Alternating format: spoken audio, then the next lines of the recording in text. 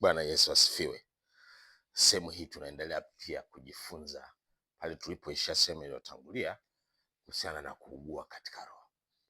Kwa tuliona mfano wa Bwana Yesu alivyougua katika roho, akaweza kumfufua Lazaro ambaye alikuwa amekufa, mwili wake ulikuwa umekwisha anza kuoza, alikufa akiwa amezikwa siku 4. Bwana Yesu alivyougua katika roho, alidraw the most energy, the most spiritual power, iliyomfanya Lazaro akarushwa kutoka kule kwenye kaburi, akatokezea nje akiwa na amefungwa. Hakuna watu walioenda wakambeba kuleta amefufuka, hakuna. Soma vizuri kwenye Biblia pale. Alirushwa kutoka kule alikokuwa kaburini, papo kama umeme, alipigwa radi, akatoka kule ndani ya kaburi kwa neno lile la Bwana Yesu, akasimama mbele za watu pale. Sasa nataka ni give myself as a living sacrifice. Niseme unaugua vipi? Mimi ndio ninavyougua. Umeona? Enaweza nikaomba, nikafika mahali nasikia huku kumeungana na maombi nilikuwa naomba, kwa naanza kugugumia.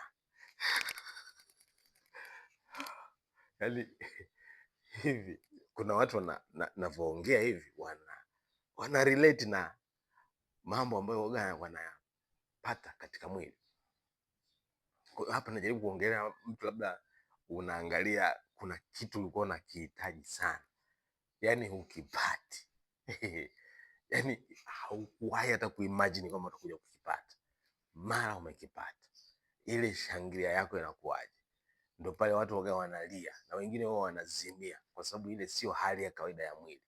Kwa hiyo anashangilia kutokea hapa tumboni, yaani anagugumia kutokea hapa tumboni.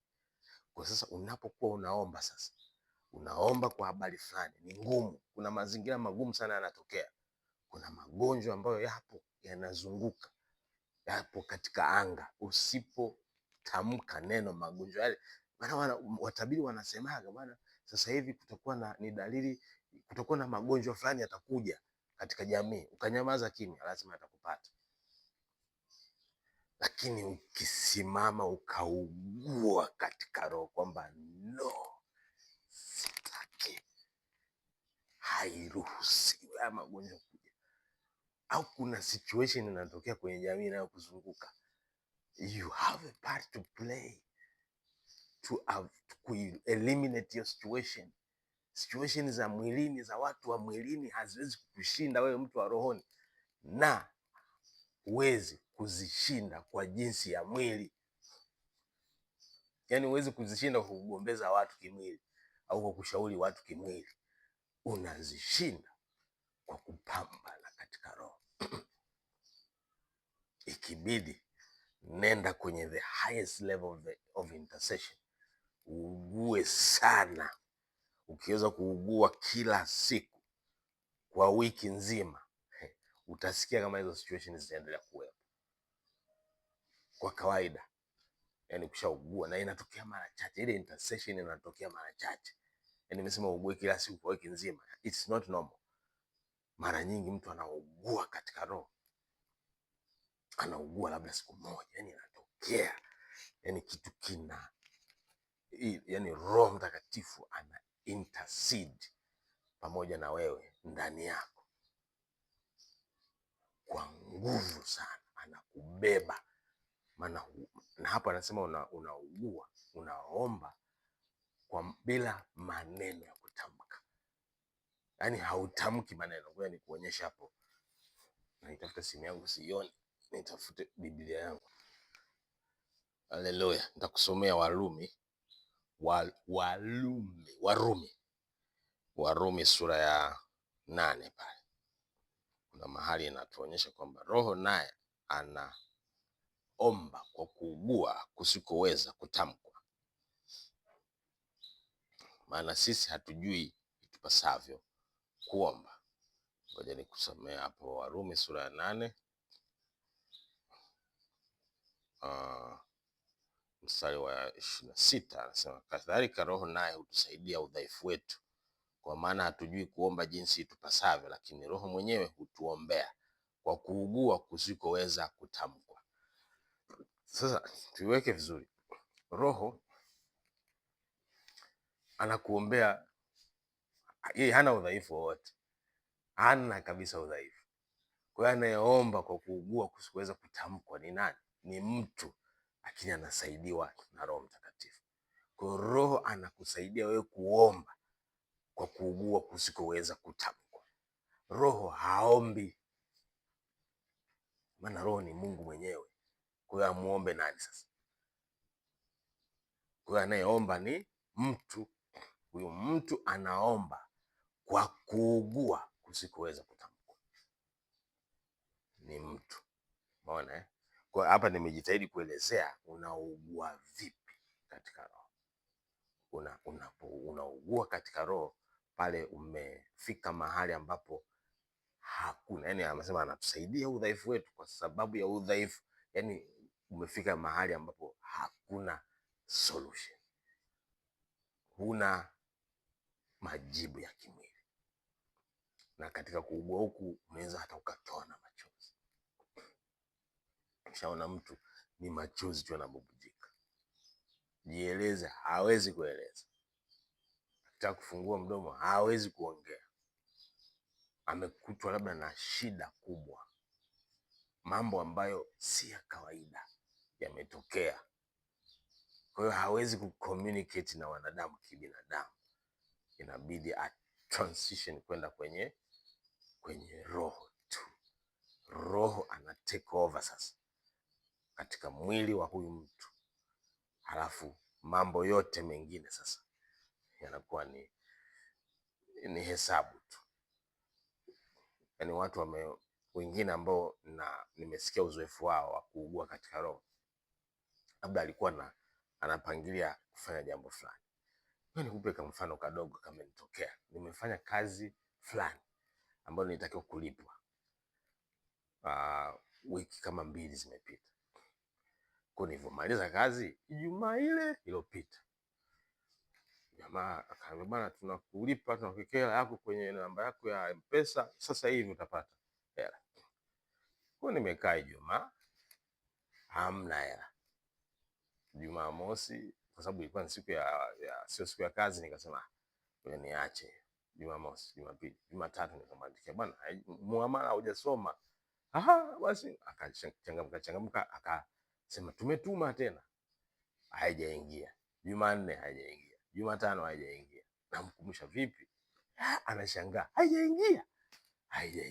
Alhamisi haijaingia. Nikasema sasa labda kuna shida, kwamba inawezekana akaunti yao haina hela, maana wanavyolipa wanatoa kwenye akaunti yao wananilipa mimi, au yani ndani yangu niona nasikia tu kuna changamoto hapa, yani ibilisi anataka tu kuzuia, yani basi tu enjoy vitu kama hivi. Kwa hiyo wiki nzima imepita, malipo hayafiki. Kwa nini? Nikasema hata siombi sasa hivi, hiyo hela yangu lazima ije, nimelipa. Sasa huwa inatokea, kuna mtu mmoja aliwahi kusimulia kwamba yeye alikuwa anataka kuuza nyumba, mwingine anataka kuuza gari. Sasa ametangaza lile gari mwenyewe, ametangaza bila kutumia madalali, katangaza na auza gari. Ametangaza, mwaka wa kwanza umepita, mwaka wa pili umepita hakuna mtu anayekuja kununua lile gari. Na mwingine alikuwa anauza nyumba, hakuna mtu anayekuja kununua ile nyumba. Basi siku moja akaenda, wewe alikuwa ni mtu wa mtumishi, mchungaji, si mchungaji au mwalimu, kaenda kanisani akajifungia, akasema leo lazima kieleweke. Akaanza kuomba, lakini sasa haombi kawaida. Yani alivyoanza kuomba tu akawa lifted kiasi kwamba hawezi kuongea sasa. Yani ndio moja wapo ya kuugua katika roho. Yani una lose control kabisa ya mwili wako, unaanza kugaagaa, unagugumia, unagaagaa, unagugumia. Kwa hiyo alianza kugugumia na gaagaa na anajikaza kichekesho. anajikaza, unafikiri kuna kitu kinataka kutoka huku ndani ya mwili wa baada ya kumaliza kugugumia kule, yule mtu amerudi nyumbani. Kafika nyumbani kwake pale, akakuta kuna mtu amefika pale, ameacha ujumbe, bwana, kuna ile gari unaitangaza unataka kuiuza, nitakuja tuongee ili uniuzie. Jamaa kaja kweli, baadaye kaja akamwambia, bwana, yani hii gari tokea nimeona kwamba unauza nikawa natamani kuinunua, lakini hela nilizokuwa natarajia kuzipata hazipatikani. Kwa hiyo siku zote nikasema tu hii gari ni ya kwangu. Na yule mwenye nyumba naye, yani story inafanana kabisa. Nikasema hii nyumba ni ya kwangu, lakini kila nikijaribu kuuza ile gari au ile nyumba, hakuna mteja. Umeona? Lakini leo hii yani muda mchache tu uliopita, yule mtu alikuwa anataka kuniletea hela, kaniletea hela, ndio maana nikasema nije nichukue ile gari. Akamwambia, kwa hiyo nimekuja nipe gari. Huyu mchungaji anamwambia, basi ngoja uitesi kidogo. Anasema, we nipe tu gari, nipe hivyo hivyo. Anambia, hapana, lazima uitesi kidogo ujue thamani yake. Anasema, sasa twende. Yaani sasa mchungaji anaanza kumchelewesha yule mnunuzi alikuwa anataka kuinunua ile gari. Kwa hiyo baada ya kuitest jamaa akachukua gari yake kaondoka. Nini kilichokuwa kinazuia? Kuna kitu kilichokuwa kinazuia zile pesa zisije kwa ajili ya kufanya alichokuwa anatarajiwa kufanya. Inawezekana kuna kitu kinazuia, yani kuna roho imekaa huko inazuia, inakusumbua tu ili ukwazike, usifanikiwe katika kile kitu unachotaka kufanya. Na maisha tunayoishi ni maisha ya kupambana, yani unashindana. Biblia imesema kushindana kwetu si katika damu na nyama. Kwa hiyo kuna kushindana. Usije ukasema mashindano yameisha. Vita ilikwisha isha. Kwa hiyo lakini bado sisi tuna mashindano. Tuna kitu kinaitwa warfare, bado tunashindana. Kwa hiyo ni lazima tushindane katika roho na tuzijue mbinu zote za kushindana, ikiwa ni pamoja na kuugua katika roho. Hii ndio ya juu zaidi. Ukipata changamoto ningeweza kukuonyesha zaidi, lakini ninavyokufundisha, yani najua kabisa mwenyewe anakuja kuweka ndani mwako. Utakapoingia kwenye maombi tu naomba kwa habari fulani, utaanza kuugua katika roho, na ile haitakuachia mpaka kile kitu, mpaka umeugua vya kutosha, yani mpaka umeintercede vya kutosha. Mimi imenitokea mara nyingi sana. Yani naweza nikakutana na mtu tu chapu, nimekutana naye naanza kusikia mzigo humu ndani hauniachii, utafikiri nadaiwa. Yani nadaiwa na nashutumiwa, sio tu nahukumiwa na kuwa condemned, yani nasukumwa kwamba siwezi kuachiwa mpaka niombe, niugue.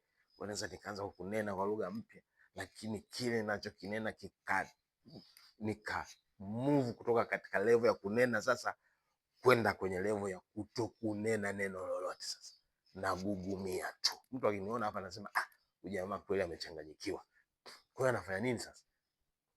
Inaitwa kuugua katika roho. Kwa hiyo ni sehemu nyingine ya kutembea katika Roho Mtakatifu, ambayo pengine huijui, au watu wengi walikuwa hawaijui, au wengi hawaitumii kwa sababu hawajafika katika uhitaji kiasi cha kutamani kuitumia, au wenyewe wakipata uhitaji wanakimbilia kwa mtu anaenda kuwaombea.